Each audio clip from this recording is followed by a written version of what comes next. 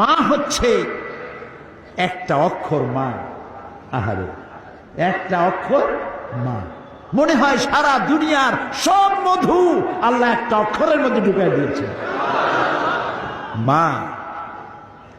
বিদেশ থেকে যখন সন্তান আসে, চাকরি বাকরি করে সৌদি আরব, কুয়েত, কাতার, সকলের চোখ থাকে বাক্সের দিকে, আমার জন্য আনছে কি। একমাত্র মা মুখের দিকে তাকায়, আহারে বাসার মুখটা শুকায় গেছে, খায় নাই কিছু। ও বাবা কখন খাইছিস? আর কেউ বলে? যিনি মা হারাইছেন তিনি বুঝবেন কি হারাইছেন। কেউ জিজ্ঞেস করবে না খাইছো কখন, ঠিক মতো জায়গা মতো পৌঁছে গেছো কিনা জিজ্ঞেস করে না। এজন্য কবি বলেছেন, বিদেশে বিরাজ্যে যার পুত্র মারা যায়, পশু পাখি না জানিতে আগে জানে মা।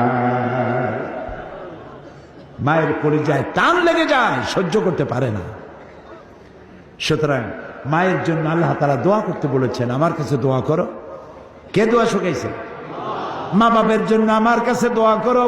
আল্লাহ তাআলা বলেছেন, ওয়াকাদা রাব্বুকা আল্লা তা'বুদু ইল্লা ইয়াহু ওয়া বিল ওয়ালিদাইনি ইহসানা।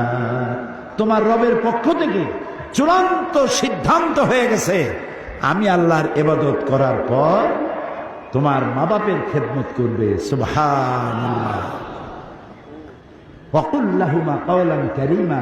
আর মা বাপের সাথে অসম্মানজনক কথা কখনো বলবে না। মা বাপরে ধমক দিবে না, চোখ মোটা করবে না। অনেক ছেলেপেলে আছে মা বাপ মারে পর্যন্ত। চোখ মোটা করে তাকাও কার দিকে? আল্লাহ ইচ্ছে করলে তোমাকে অন্ধ বানায় দিতে পারে। এটা বেয়াদবি করার জায়গা নয়। তোমার মা যদি দুশ্চরিত্রাও হয়, তুমি তাকে ধমক দিতে পারো না। তোমার মা যদি মুশরিক হয়, কাফের হয়, তাও তুমি তাকে ধমক দিতে পারবে না। মায়ের মতো আদর করতে হবে, যত্ন করতে হবে, তার সেবা করতে হবে, তার কাছে দোয়া চাইতে হবে। তোমার জান্নাত তোমার মায়ের পায়ের তলে। সুবহানাল্লাহ।